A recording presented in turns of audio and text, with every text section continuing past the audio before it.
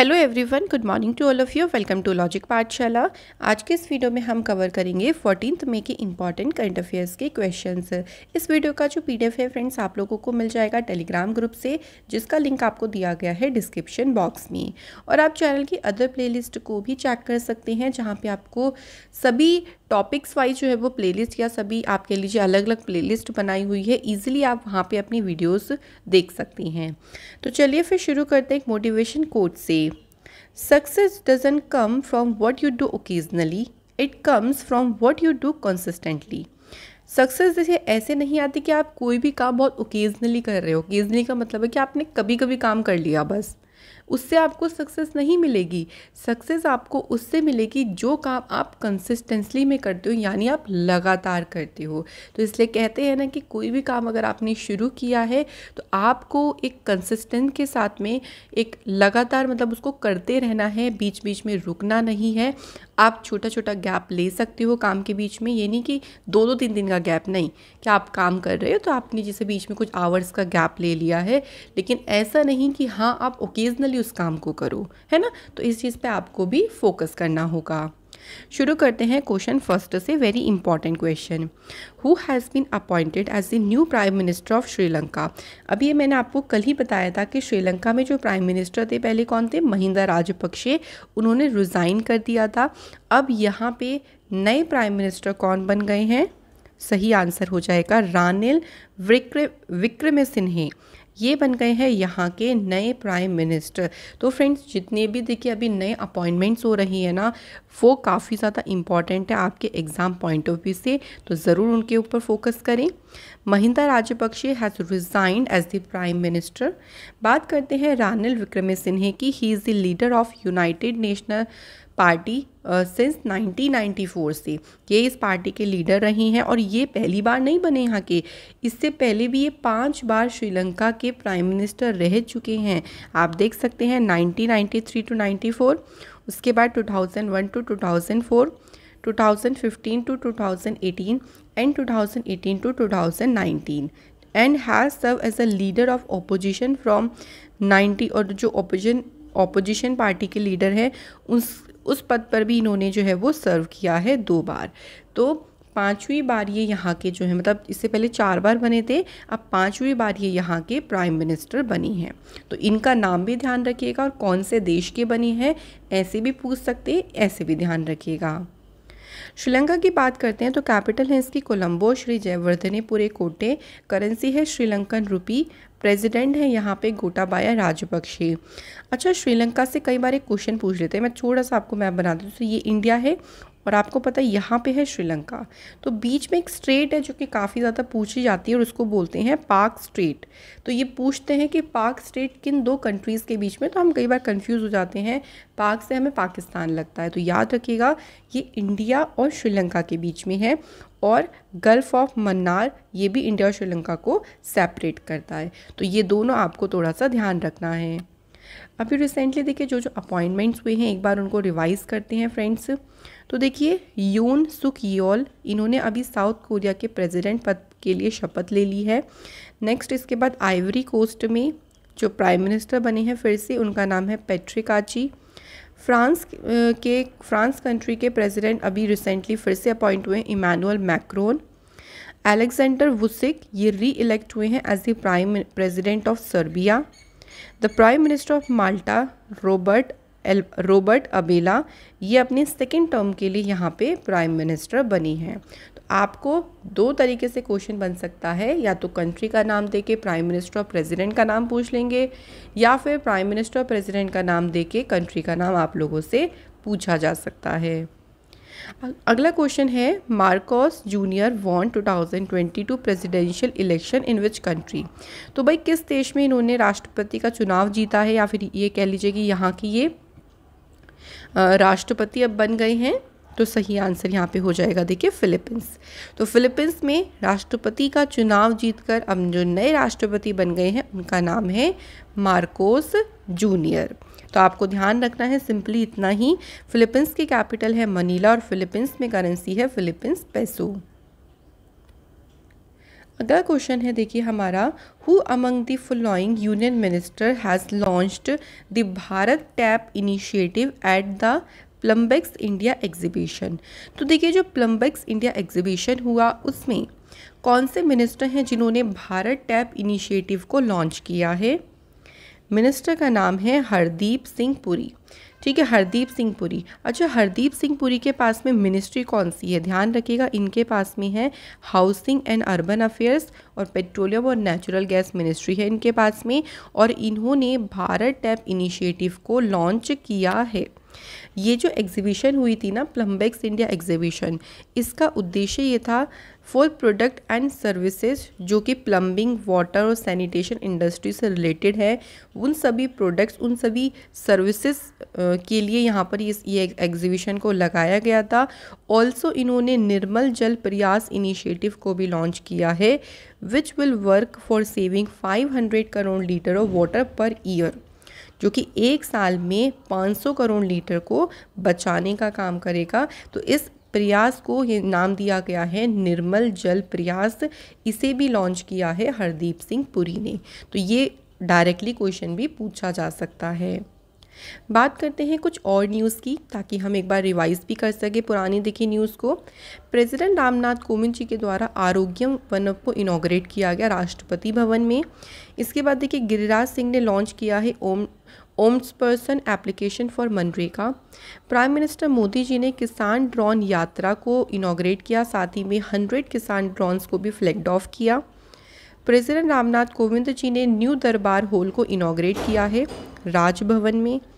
इसके अलावा देखिए नाबार्ड ने जीवा प्रोग्राम को लॉन्च किया है ताकि नेचुरल फार्मिंग को प्रमोट किया जा सके।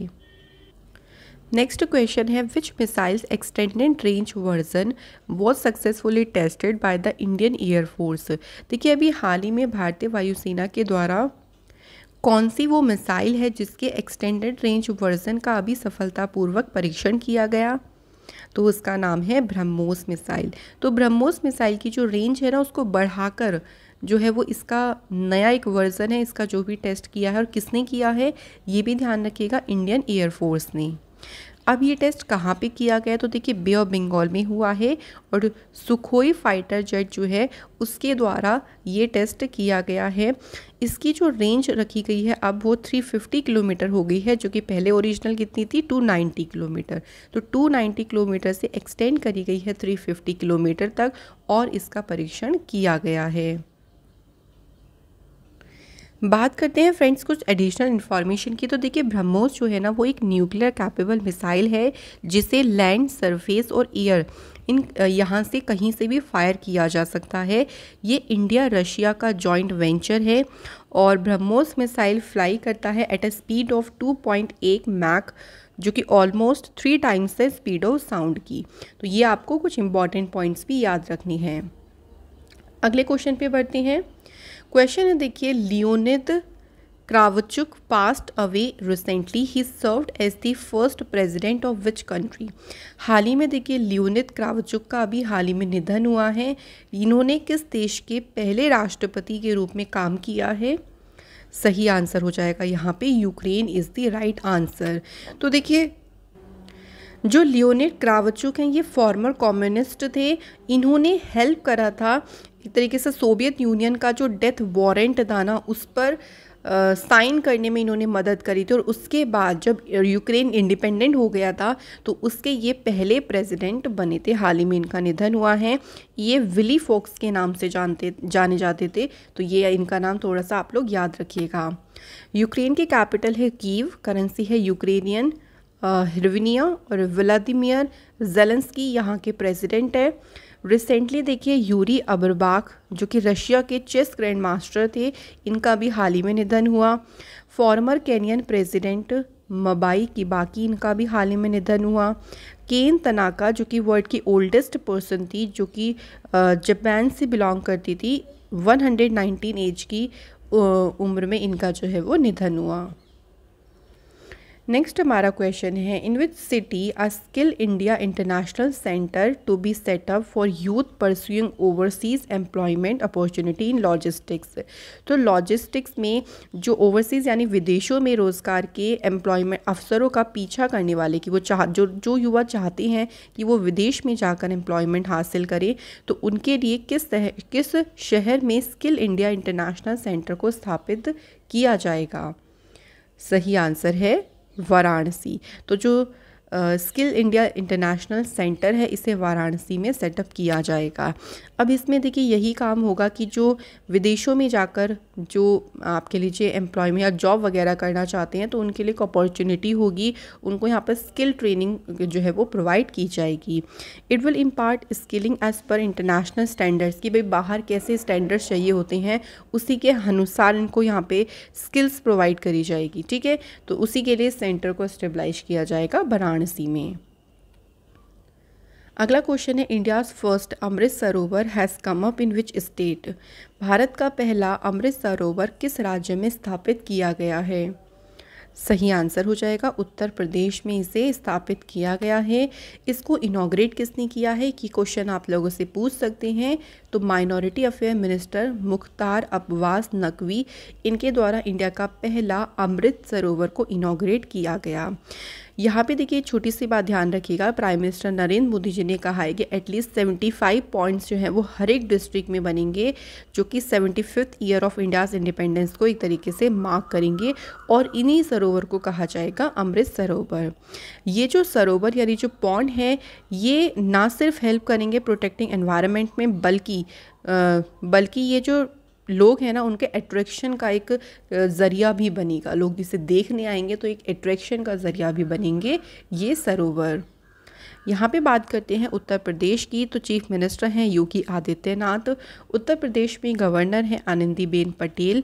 नंबर ऑफ़ डिस्ट्रिक्ट्स यहाँ के हैं 75, लोकसभा सीटें 80 और राज्यसभा सीटें यहाँ पे 31। इसके अलावा देखिए यहाँ पे हमारे नेशनल पार्क में एक इम्पॉर्टेंट ध्यान रखना है, बहुत ही ज़्यादा है ये इम्पॉर्टेंट, दुधवा नेशनल पार्क। ठीक है, और डैम्स में गोविंद बल्लभ पंत सागर डैम जो कि है आपका रिहंद रिवर पे। ये क्वेश्चन आपसे कहीं ज़्यादा एग्जाम में पूछे जाते हैं। इंडियाज़ फर्स्ट की ही बात हो रही है तो देखिए उत्तर प्रदेश का भी मैंने आपको बताया था कि जो आगरा है वो बना है पहला शहर जहाँ पे वैक्यूम बेस्ड सीवर सिस्टम को शुरू किया गया है। ये आप लोग उत्तर प्रदेश से ध्यान रखिएगा। और देखिए मैं कुछ और न्यूज़ आपको बता देती हूँ, जैसे झारखंड का जो जामताड़ा डिस्ट्रिक्ट है ना, ये बन गया है कंट्री का पहला डिस्ट्रिक्ट जहाँ पे हर एक विलेज में क्या है, लाइब्रेरी है। बिल्कुल सही। इंडिया का जो पहला डिजिटल वाटर बैंक है एक्वेरियम, इसे कहाँ लॉन्च किया गया है, तो राइट आंसर होगा बेंगलुरु में से लॉन्च किया गया है। और कंट्री का पहला आर्टिफिशियल इंटेलिजेंस और रोबोटिक्स पार्क को भी बेंगलुरु में इनॉग्रेट किया गया है। ठीक है, तो थोड़ी बहुत ये भी आप लोग ध्यान रखिएगा। अगले क्वेश्चन पे बढ़ते हैं फ्रेंड्स। तो देखिए who was bestowed with the prestigious royal gold medal 2022। तो प्रतिष्ठित रॉयल गोल्ड मेडल 2022 ये जो मेडल है इससे किसे सम्मानित किया गया है। सही आंसर हो जाएगा इंडियन आर्किटेक्ट बालकृष्ण विथलदास दोषी, इन्हें सम्मानित किया गया है रॉयल गोल्ड मेडल 2022 से। देखिए जो रॉयल गोल्ड मेडल है ना, ये आर्किटेक्चर के फील्ड में one of the world highest honour है, जो कि Royal Institute of British architect London के द्वारा दिया जाता है। रॉयल गोल्ड मेडल जो है वो अप्रूव किया गया था personally by Queen Elizabeth second के द्वारा, और ये अवार्ड दिया जाता है किसी भी पर्सन को या किसी ग्रुप को भी मिल सकता है, ग्रुप ऑफ पीपल्स को भी मिल सकता है, जिन्होंने डायरेक्टली और इनडायरेक्टली आर्किटेक्चर के फील्ड में कोई भी एडवांसमेंट वर्क किया हो, उनको ये मेडल दिया जाता है। देखिए यहाँ पे बात करते हैं बालकृष्ण दोषी जी की, तो इससे पहले भी इन्होंने अवार्ड्स जीते हैं कुछ जो कि इम्पॉर्टेंट है और उनके ईयर भी आपके लिए इम्पॉर्टेंट है। जैसे इन्होंने प्रिजर आर्किटेक्ट प्राइज़ जीता 2018 में, जिसको आर्किटेक्चर के फील्ड में नोबल प्राइज़ कंसीडर किया जाता है, और ये ओनली मतलब पहले ही ऐसे इंडियन आर्किटेक्ट हैं जिनके पास 2 मेडल हैं। प्रिट्जर आर्किटेक्ट प्राइज़ भी जीता इन्होंने और रॉयल गोल्ड मेडल भी जीता, तो ये जीतने वाले ये पहले इंडियन आर्किटेक्ट हैं। इसके अलावा very important, he was honoured with Padma Shri. तो 1976 में इन्हें पद्मश्री से सम्मानित किया गया for science and engineering field में मिला इनको, एंड पद्म भूषण जो कि इंडिया का highest civilian third highest civilian honour in 2020। तो ये भी ध्यान रखिएगा कि इनको पद्मश्री मिला 1976 में, पद्म भूषण इन्हें मिला 2020 में। इनके आर्किटेक्चर के फील्ड में जो इनका कंट्रीब्यूशन रहा है उसके लिए उनको ये सभी अवार्ड जो हैं वो मिले हैं। तो फ्रेंड्स, मैं आपको फिर से बोलती हूँ कि अगर कोई फेमस अवार्ड है ना, वो कौन सी ईयर में दिया गया है ये आपको ज़रूर ध्यान रखना है। अगला क्वेश्चन है, which of the following won the Pulitzer prize 2022 in the fiction category. देखिए कैटेगरी वाइज ध्यान रखिएगा, तो जो पुलित्जर प्राइज़ हैं फिक्शन की कैटेगरी में ये किसने जीता है? सही आंसर हो जाएगा नेतन्याहू हुस। इसने जीता है फिक्शन कैटेगरी में पुलित्जर प्राइज़, और ये किसके द्वारा लिखा गया है? जोशुआ कोहेन के। वहीं पोएट्री कैटेगरी में ध्यान रखिएगा किसे मिला है? फ्रैंक सोनेट्स को, और ये किसने लिखी है? डियान सीओस ने। तो ये दोनों इंपॉर्टेंट है, फिक्शन कैटेगरी और पोएट्री कैटेगरी। जो पुलित्जर प्राइज़ है ना, इनकी शुरुआत हुई थी 1970 में, और ये रिकॉग्नाइज़ करती हैं excellence in journalism, literature and musical composition, कि यानी जर्नलिज्म के फील्ड में, लिटरेचर की फील्ड में या म्यूज़िकल कंपोजिशन की फील्ड में जो आपने एक्सीलेंस वर्क किया है उसी को ही रिकॉग्नाइज़ करता है पुलित्जर प्राइज़। अगला क्वेश्चन है, देखिए, who has received the 2022 Templeton prize. 2022 का टेम्पल्टन प्राइज़ किसे मिला है? सही आंसर है डॉक्टर फ्रैंक विल्सेक को जो है वो ये प्राइज़ मिला है, और ये नोबेल प्राइज़ विनर भी हैं, यानी इनको नोबेल प्राइज़ से भी सम्मानित किया जा चुका है। यहाँ आप देख सकते हैं Nobel prize winner theoretical physicist and author, जिनको रिसीव हुआ है 2022 का टेम्पल्टन प्राइज़, जिसमें मोर देन $1.3 मिलियन दिए जाते हैं। One of the world largest annual individual award है ये। इसकी एस्टेब्लिशमेंट हुई थी late global investor and philanthropist son John Templeton के द्वारा, और ये देखिए दिया जाता है to honour those who harness the power of sciences. ठीक है, तो इस फील्ड में जो है सम्मानित करने के उद्देश्य से डॉक्टर वो टेम्पल्टन प्राइज़ दिया जाता है। बात करते हैं कुछ और अवार्ड्स की, तो देखिए रामदर्श मिश्रा, इन्हें सरस्वती सम्मान से सम्मानित किया गया। इसके बाद जर्नलिस्ट हैं आरिफा जोहरी, इन्हें चमेली देवी जैन अवार्ड से सम्मानित किया गया। मीराबाई चानू को BBC India sports women of the year का अवार्ड मिला। मारियो मार्कल ने जीता गवर्नर ऑफ द ईयर का अवार्ड। देवेंद्र झाझरिया ये पहले पैरा एथलीट बने हैं जिनको पद्म भूषण अवार्ड रिसीव हुआ। तो फ्रेंड्स, जितनी बार भी आप रिवाइज करोगे ना, उतना ही आपके जो करंट अफेयर्स है वो स्ट्रॉन्ग होते जाएंगे। अगले क्वेश्चन पे चलते हैं, who has become the first ever Indian brand ambassador of luxury brand Louis Vuitton. तो लुइस विटन जो कि एक लग्जरी ब्रांड है, इसकी पहली इंडियन एम्बेसडर कौन बनी है? सही आंसर हो जाएगा दीपिका पादुकोण। इंपॉर्टेंट इसलिए होगा क्योंकि अभी तक कोई इंडिया के ब्रांड एम्बेसडर इसके नहीं बने, तो पहली बार एक इंडियन ब्रांड एम्बेसडर बनी है इस लग्जरी ब्रांड की, तो इसलिए इनका नाम ध्यान रखिएगा। बस सिंपली आपको इतना ही ध्यान रखना है। बात करते हैं कुछ और ब्रांड एम्बेसडर की, तो देखिए फार्म इजी जो कि एक हेल्थ केयर एप्लीकेशन है, इसने अपने लेटेस्ट कैंपेन के लिए बॉलीवुड सुपरस्टार आमिर खान को ब्रांड एम्बेसडर बनाया। कोका कोला की जो ब्रांड है थम्स अप, इन्होंने शाहरुख खान को ब्रांड एम्बेसडर बनाया। A23 जो कि एक एप्लीकेशन है ऑनलाइन स्किल गेमिंग कंपनी के द्वारा ओन है, और इन्होंने शाहरुख खान को अपना ब्रांड एम्बेसडर अपॉइंट किया है। अगला question, who has been appointed as a president of Confederation of Indian Industry for 2022-23। तो भारतीय उद्योग परिसंघ के अध्यक्ष के रूप में किसे नियुक्त किया गया है? सही आंसर हो जाएगा संजीव बजाज को अपॉइंट किया गया है, और किसकी जगह पर ये आए हैं? टीवी नरेंद्रन की जगह पर इन्होंने ये पद ग्रहण किया है। कन्फेडरेशन ऑफ इंडियन इंडस्ट्री की शुरुआत 1895 में हुई। इसका हेडक्वार्टर है न्यू दिल्ली में, और इसके डायरेक्टर जनरल हैं चंद्रजीत बनर्जी। अदर अपॉइंटमेंट्स देखिए, विकास कुमार, ये भी हाल ही में दिल्ली मेट्रो रेल कॉरपोरेशन के मैनेजिंग डायरेक्टर बने। हिमांता विश्व शर्मा, ये री इलेक्ट हुए हैं as a president of badminton association of India. इसके बाद देखिए शशि सिन्हा, ये चेयरमैन बने हैं broadcast audience research council India के। एंड गिलबर्ट हुआंगबो, ये नेक्स्ट डायरेक्टर जनरल बनी है इंटरनेशनल लेबर ऑर्गेनाइजेशन की। तो फ्रेंड्स, मेरी कोशिश ये रहती है कि मैं आपको हर एक क्वेश्चन से कुछ ना कुछ रिवाइज ज़रूर करवाऊँ। अगला क्वेश्चन देखिए, which bank has launched trade NXT a cross border trade finance service for Indian exporters and importers. तो जो भारत के निर्यातक और आयातक हैं उनके लिए सीमा पार व्यापार वित्त सेवा ट्रेड NXT को शुरू किसने किया है? ये किस बैंक ने करा है? तो राइट आंसर हो जाएगा यूनियन बैंक ऑफ इंडिया ने। अब ये क्या करेगा, कॉरपोरेट के साथ साथ में जो MSME है, MSME को भी सभी cross border export import transaction करने में ये सक्षम बनाएगा। तो उसी के लिए एक प्लेटफॉर्म जो है लॉन्च किया गया है। यूनियन बैंक ऑफ इंडिया की बात करते हैं तो एक छोटी सी बात ध्यान रखिएगा, 2019 में फाइनेंस मिनिस्टर निर्मला सीतारमण जी ने आंध्र बैंक और कॉरपोरेशन बैंक को यूनियन बैंक ऑफ इंडिया में मर्ज किया था। यूनियन बैंक ऑफ इंडिया की शुरुआत हुई थी 11 नवंबर 1919। इसका हेडक्वार्टर है मुंबई में और CEO हैं राज किरण राय। अदर बैंकिंग न्यूज़ देख लीजिए ज़रा। तो देखिए, इंडियन बैंक ने लॉन्च किया है डिजिटल ब्रोकिंग सॉल्यूशन ई-ब्रोकिंग, ये आपको याद रखना है।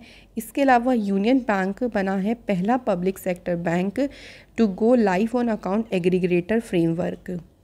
ICICI बैंक ने लॉन्च किया India's open for all digital ecosystems for MSMEs। Bank of Baroda ने एक नया फीचर लॉन्च किया है जिसको कहेंगे BOP वर्ल्ड गोल्ड, और ये किसके लिए किया है? सीनियर सिटीजन्स के लिए। तो फ्रेंड्स, यहाँ पे हमारे आज के क्वेश्चन हो जाते हैं सभी फिनिश। चलिए फटाफट से कल के क्वेश्चंस को रिवाइज करते हैं। कौन सी कंट्री बनी पहली एशियन कंट्री जिसने नाटो साइबर डिफेंस ग्रुप को ज्वाइन किया? तो कंट्री कौन सी है? South Korea. इसके बाद देखिए, यूरी एब्रविक, ये भी हाल ही में इनका निधन हुआ। He was related to which of the following games? सही आंसर हो जाएगा chess. Prime minister Narendra Modi ji ने स्टार्टअप पॉलिसी को कौन से राज्य से शुरू करेंगे? तो सही आंसर है मध्य प्रदेश। इसके बाद कौन से स्टेट की गवर्नमेंट ने एक MOU साइन किया है HCPL के साथ मिलकर? तो ये अरुणाचल प्रदेश के द्वारा किया गया। कौन से स्टेट के गवर्नमेंट ने चारा विजय योजना को शुरू किया है? सही आंसर हो जाएगा फ्रेंड्स हरियाणा। अगला क्वेश्चन है, who has been appointed as the chief election commissioner of the election commission of India? तो सही आंसर है राजीव कुमार। अगला क्वेश्चन है, who has taken over as an additional charge of the post of chairman and managing director of RailTel corporation of India limited? Answer is Aruna Singh.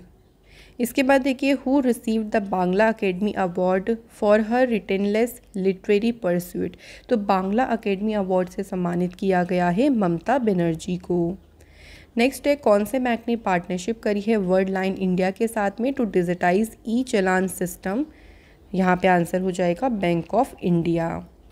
Who has released the book Modi's @20 dreams meet delivery in New Delhi? तो ये book किसके द्वारा release की गई है? Answer हो जाएगा friends vice president M Venkaiah Naidu ji ने इसे रिलीज़ किया। साइप्रस इंटरनेशनल एथलेटिक्स मीटिंग 2022 में किसने एक नेशनल रिकॉर्ड ब्रेक किया और गोल्ड मेडल जीता है वुमेंस की 100 मीटर हर्डल्स में? तो राइट आंसर हो जाएगा ज्योति यारा जी। तो फ्रेंड्स, ये थे हमारे रिवीजन क्वेश्चंस। कल मैंने आप लोगों से फर्स्ट क्वेश्चन पूछा था कि यूनिक नॉलेज शेयरिंग एग्रीमेंट ये कौन से दो स्टेट के बीच में साइन हुआ है? तो आंसर है दिल्ली और पंजाब। उसके बाद देखिए पूछा था कि वर्ल्ड अर्थ डे कब मनाते हैं? 22 अप्रैल को मनाते हैं और इसकी थीम रही थी इस बार की इन्वेस्ट इन आवर प्लानेट। तो thank you so much guys, आप सभी ने जो कमेंट किए हैं सभी के बिल्कुल सही कमेंट थे। आज के हमारे कमेंट है Pallavi Kumari, Abhishek Singh and Alok Ranjan Sahu. Thank you so much guys. चलिए आज का क्वेश्चन पहला, कौन सी कंट्री ने बिम्स्टेक समिट 2022 की मेज़बानी करी है, इसे होस्ट किया है। सेकंड है किसने स्विस ओपन 2022 में वुमेन सिंगल का जो है वो टाइटल जीता है। तो फ्रेंड्स ये आंसर आप लोग मुझे जल्दी से भी कमेंट करके बता दीजिए और आशा करती हूँ कि आप सभी की तैयारी बहुत अच्छी चल रही होगी। फ्रेंड्स इसी तरीके से आप अच्छे से प्रिपरेशन करते रहें। मैं आप लोगों से मिलूँगी नेक्स्ट वीडियो में। Thank you so much for watching this video.